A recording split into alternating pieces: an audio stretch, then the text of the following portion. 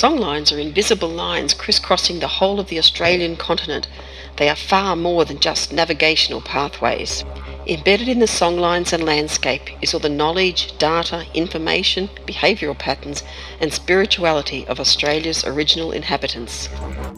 The stories you'll hear in this podcast series come from deep in the heart of the people who tell them.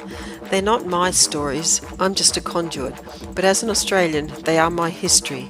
Come travel the songlines with us and learn about the real history of Australia and Earth's longest continuing ancient culture. Hello everyone. In this part 3 of Garminungeena, Jenny Thompson's chat with me, Garmi recounts the dreaming story of Nungeena, or Nungeena, and talks about groundwater underlying song and ley lines. We also talk about how we can feel the distinctive essence or spirit of a place, and Garmi tells us it's time to get on to our own personal dreaming track. Then stay tuned for the final part of Garmi's episode, part 4, where we talk about the practice of deep listening to nature and to each other, and the importance of song. Garmi really delivers some pearls of wisdom in the final part. So thank you for listening. Sit back and enjoy part 3 of Garminungeena's podcast. The story of Nungeena, have you ever read the story of Nungeena? I'm not sure, no. You haven't read the story of Nungeena? No, I don't think so. Well, it's a dreaming story. Now we're talking about... No, I haven't read that. No. Do you want me to tell it? Yes, if you would like to. That'd be lovely. When I was asked, when the 6 women came up and I was asked to give it its name, this place, and I was given this book, and it was by a woman who come from Perth. She was part of one of the 6 women. Mm-hmm. And Sue Ellen or Mary Ellen, I think her name was, and she's still around. But she was one of the 6 women that met in New Farm Park, and it was all I had to do was give it its name. But I also, when I came up here, I stood up here and looked out and I saw the sacredness of the mountain. I also saw caves. I also saw other things that no one else saw. It was just waiting for the time to be open like it is now. Where was I? The story of Nungeena. Okay. So I read this. I read this book, and I saw this whatever it is, and I found this word called Nungeena or Nungeena, which meant Mother Spirit. Okay, right. So I said, this is the name, and I gave it. So years later, and it's only just recently, I had this. I'm a collector of books. Books fall out, and I have it. And I opened this book up one day, and here was a story of Nungeena. But the story of it is that when Biami, who was God, Biami had he was the creator God, created the earth, and he had it all beautiful and everything. And of course, his wife was Mother Earth, Yi, which is YHI, they called Mother Earth in some language. Okay, yep. And anyway, he was sitting back, and we know the biblical story, and they say God was, and then he was well pleased, Yep. And so it would have been that. Anyway, old Mamu is considered as the devil, Satan, whatever it is. Well, the bad guy. The bad guy was the bad one. Yep. Mamu, he got jealous, right? Mm-hmm. And he said, look at him. He's so smart. I can do better than him, he said to his wife. And his wife said, do you think so? She wouldn't enter into it because this man was arrogant or whatever. All the things that go through everybody. Yep. And so he said, I can beat him. So he said, I know what I'll do. I will create all the insects and everything. Mm-hmm. So he did. And these insects all come in and they ate it, or stripped the trees, ate all the flowers and the grass and everything, and it was just stark. There was nothing left. And poor old Miami, he was beside himself and he didn't know what to do. He said, "What?" He said, "I just had it just about ready for humans to come in, preparing it and the humans to come in." And Yi said, Mother said, "Oh, well, why don't you go and see Nungeena?" Mm-hmm. And so he said, "Oh, good idea." So I went to Nungeena, and said, "Nungeena, this is my dilemma." He said, "I did this." Then Mamu, through his envy and jealousy, envy and jealousy, which is all over the place anyway, he said, he's just all a beautiful place. He said, "I don't know what to do." And Nungeena said, "Well, just leave it to me and I will call Lyrebird." Yeah. So she called Lyrebird because she was the keeper of all the birds. Mm-hmm. Nungeena, our mother spirit.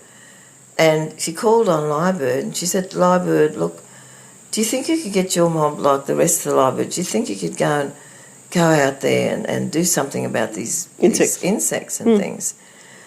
And of course there was that many. So they went out, but, in a few days they were so full they couldn't do any more. There were so many. So they come back and they said, we can't do any more. So Nungeena said, I know what we've got to do. I know what I can do. I'll call on the kookaburras and the magpies and all the ground birds that eat the grubs and things. Because the Liebird was a fly called all the flying birds that eat the the nectar and everything. And so they come and for Marmy, by this time, he said, I can't beat this, and he gave in. But that was the time, that was then when the realisation of jealousy and greed and envy, which was carried, that energy that was there, that was placed, and Nungeena coming in with Mother Spirit, and it just tells you how everybody should work together. But apparently when after this it did start to work together, and that's where we got our seasons. Right. That's why we only get certain things at certain times. Right. Like the itchy grubs, I don't know where they've been for a while, but they're around now. But I said Kookaburra's having a good time. Yeah, right. And the magpies, you see them. And Yeah. So they gave the ground birds, and they were the ones that helped. So they all started. And I was reading a story this morning or somewhere, and it was a similar sort of thing that the jealousy. It's like the Seven Sister one. It's like you get somebody they're so beautiful that he wanted to get them all, and yeah. So it's well, your story here about Nungeena. That's it's good to hear that the nurturing and the love overcomes those really strong egotistic traits. That's why Nungeena, I was told my name and why I had to come back. Right. Because she was being called by God, by Garmi, but also called by the Biwa and the mountains of this area. Yeah, and it's a bit of a spirit, bring it back. It's a bit of a strong feeling when you get called by the mountains, isn't it? No. But I'm glorified. I'm happy. I wake up in the morning and I can't believe, I have a caravan that I live in, and at the moment I'm going through all my papers and things like that because I have to do something with them, and I'm just going to redecorate, and because it's embracing this mountain and still carrying Mother Spirit. The message of the mountain. Of the mountain. Going back to songlines, when you're talking about songlines, and this is something else that I've heard up here, that if there is songlines going through, which I'm told there is, somebody once told me that under a lot of songlines there's underground water, and I know that there's definitely, as we're talking about groundwater and very pure So is that something that you can sort of say and think of? Is there underground water? A couple of years ago, I visited a place up in Tamborine, and I forget what it's called now, Glenhaven. But it was this couple. There's a whole story. I've got a book of them, and they came from Glastonbury, in the UK. In the UK, and there were special waters there and healing. Okay. And they talked about the water lines, the ley lines that all connect. Yep. And they're all healing waters. So we've got Lords. As in the place in the UK, the cricket place, yeah. Lords, no. Oh, no. Lords where they... Lourdes. No, sorry, Lourdes in France. In France. Yep. In Glastonbury. Okay. There's a special place. And these people were called out here. Uh-huh. They just dropped everything. 25 years later, they were up here. They got a place up at Mount Tamborine, and it was a place that they bought. They didn't know. They had never been to Australia. They were just called to Australia, and they had to, anyway, because they used to go to this Glastonbury and they'd spend time there and heal and whatever. So I went up there for a crystal healing weekend, and this is when they were telling us the story. And the house that they'd bought was bought by, it was owned by Judith Wright. Mm-hmm. The poet, the poet, the writer. And it was also a story there that Kath Walker, Urgeroo, used to go up there. She was also a poet and a writer. But anyway, this couple bought the place, and there's a well there that they've welled and closed up. So they have one. They told us about, there were 8 of them, these wells, but the water places, like Songlines. They were all over the world, right? They were all over the world. Okay, yeah. There were still 2 missing. One was in Tambourine, and there were still 2 missing, and they were interested because they had the one, I forget, I've got to go into it more, but there was like either, say for argument's sake, 6 and 7 were missing, or 7 and 8 were missing. Yep. They believed, and when I heard about the water here, I thought this is part of one of those. Yeah, yeah. One of that whatever they call that, ley lines, or whatever they call that. That's very interesting, isn't it? Wonder what Ernie Dingo meant when he was talking about songlines all across the world. He was talking probably about this, and he's talking about... See, Ernie's been all over the place, and he sat with different people as well. But, and, you know, I was talking to a person the other day. I was just down the road, and he's Fijian. He owns a little cafe, and we got talking, and he said how he studies all the original people of the world, which we all were, and he knows all this stuff. I said, oh, that's amazing, you know. Yeah, well, the other thing about that is too, like globally, just about all the indigenous cultures had a story about the 7 sisters, and the 7 sisters songline, well, 7 sisters, 7 sisters from the Pleiades or Pleiades, however you pronounce it, the small star cluster. Yeah. And it just makes you wonder, doesn't it? Star, that's what I'm saying. What's up there is down here. Yeah. What's down here is up there. Yeah. And they're one and the same. And there's, you know, and the beautiful, that goes back then to the dreaming tracks that you mentioned before. Right. And so we walk on our own dreaming tracks. Mm-hmm. Those dreaming tracks that somebody might have walked before, but we get on it. So it doesn't change. We're walking our own dreaming track. Yeah. I say dreaming journey, but I like the word, what you've just said about the dreaming track, because that's more of a track you go on, and then you would pick up, like you said earlier too, you know, like stories come out of the ground. So you're walking your dreaming track, you take off your shoes and maybe your worldly goods or whatever, leave them behind because you're not going to cart them, and you walk this dreaming track. You know, I'm in the process of I'm still going through all this stuff that I've got. I came back to Brisbane with 2 suitcases and a box. Now I have 2 houses and a box. Lots of boxes. In lots of boxes. Yeah. And that's because I've had different things. But where I am now, I'm up here, we've got a house, beautiful, getting it done at Nungeena, you know, for women. The space that I'm in is healing. The rest of the space is opened up, a big gathering space. We've got an eating space. It'll show the world that we were never meant to live in cities, that we were always meant to live in community. A good part of my coming up here wanting to learn some Aboriginal culture was I felt that, you know, white people, for a better term, you know, you might call us white fellas or whatever, Western society a bit, have lost a connection with something. And what is that something that we've lost a connection with? And I really think it's what you're saying. We've lost that connection with the land. And we've caught up in with the nature. Caught up in making money, working for money, doing all that. People say they don't have jobs or anything, you know, and unemployment is down. But there's a job everywhere.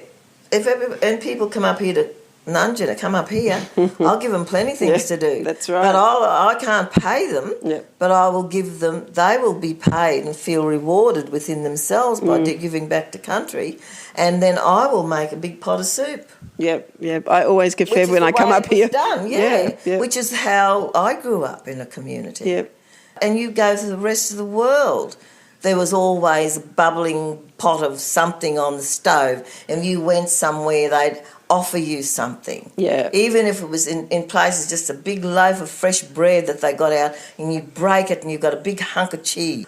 Oh, we've lost that way, but everybody is yearning and wanting to come back. Yeah. And it's as simple as that. Get onto your dreaming track. Right. Yeah, your dreaming track. That's beautiful. Yeah, beautiful. And like you say, we're walking, you know, if you do that, you take your shoes off and you're walking the ground. And you do it softly. Right. You know, right. up here we talk about the whispering people, and I'm mindful of it, and I tell people it's the whispering people lived here, so we don't have to yell. It's that sort of thing. Yeah. Understanding where what people did. Like my grandfather, for instance, he knew all the food chain. So where he placed us when growing up in the bush, there was plenty, and a lot of people knew that. You know, I remember Auntie Irene out around Mitchell. She used to talk about the food. You know, you go into Woolworths and you go down a food aisle. She used to teach everybody about the food aisles that they could go down. Oh, Yeah. and we've got it here. Yeah. But you go down. If I want some meat, beautiful meat, I don't have to hunt anymore. But I can go down. But I get good grass-fed food. This community, especially in this area around the Glasshouse Mountains. But I love Caloundra. I love the beach there. I love the family atmosphere that it has. Yeah, like that's so interesting, and that's a whole other topic, really, isn't it? That is. That where we are on the Sunshine Coast, The Sunshine you Coast. can go to different places. You're talking about Caloundra, so people who don't know it, that's the southern part. Yeah. Noosa's the northern part. Yeah. Got Maroochydore, Mooloolaba. Oh, absolutely amazing. And all of them have their own feel, That's don't right. they? And then you come into the hinterland. That's right. You go Yep. up to the mountains. How close are we? Yep. How lucky am I? I yearn to soak in seawater. Yeah. Okay, let's get in the car. Go to Caloundra. I love the Caloundra because it's gentle and something you can just lie there, you just sit there. Families are all around and you can just soak it all up. Yeah. It's just, you can't get that same feeling at the Gold Coast. You can't, like it used to. You used to, you know, but it's got to... What? Just talking about that, what do you think it is? Like, does the earth have its own, like, really have its own spirit or something? Because, look, the last couple of years I've been lucky enough to have one holiday, 5 days in Iceland, another one northern Norway. I have been a little bit to some parts of outback Australia. Kakadu, for instance, when I was leaving there, I didn't notice it when I was there, but when I was leaving there, I was really sad, actually driving out of the Kakadu area.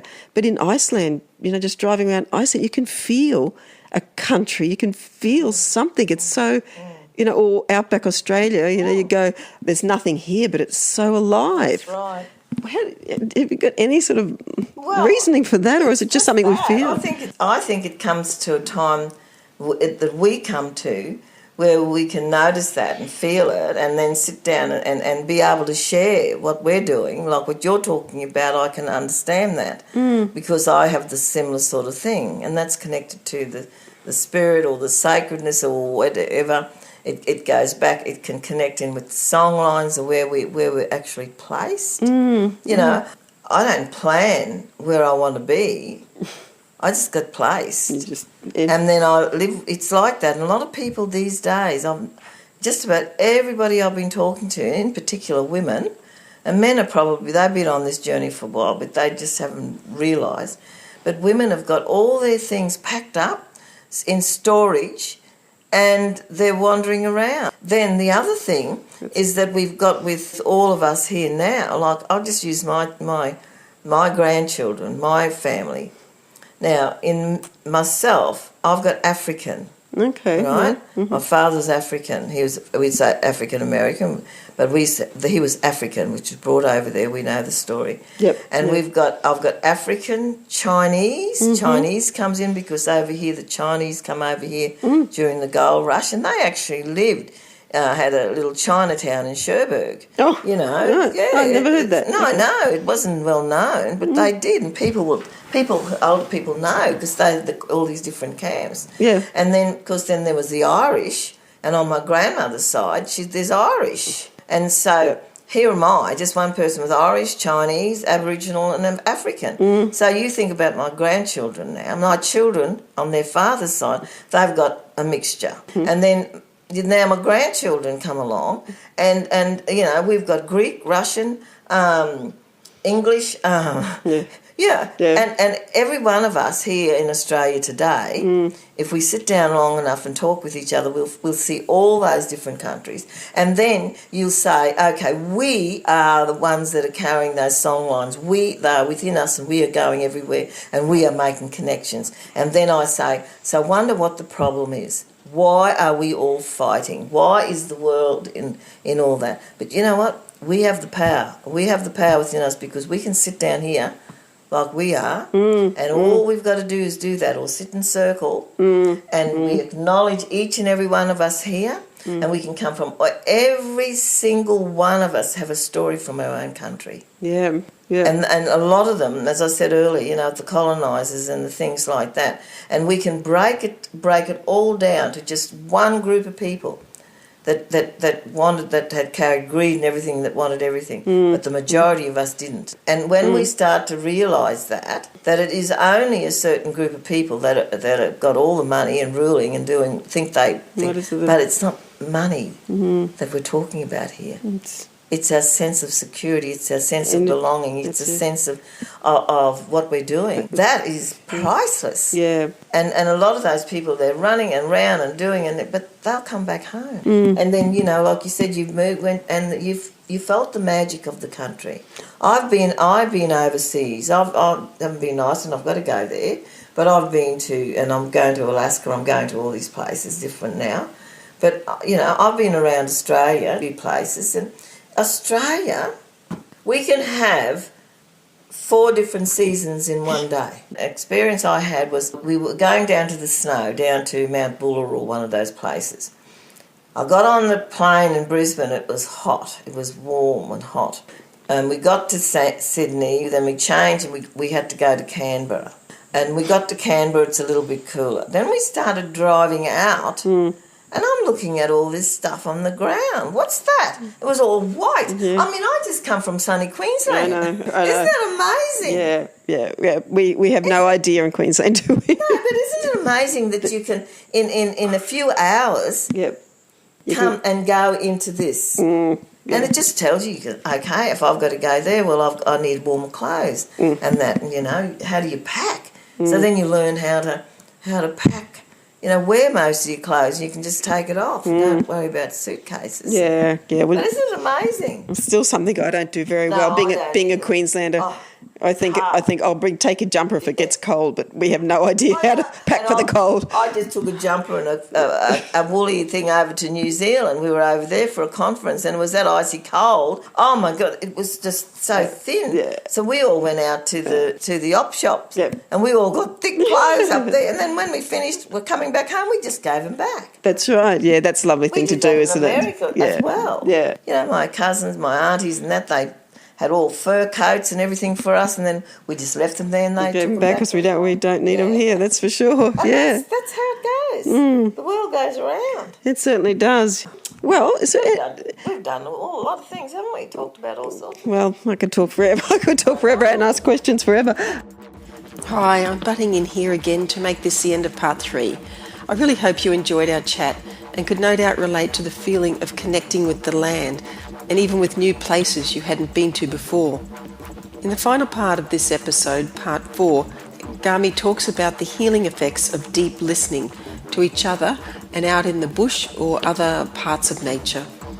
We also discuss the importance of song in an oral culture, and Garmi gives us moving examples of traditional singing and wailing.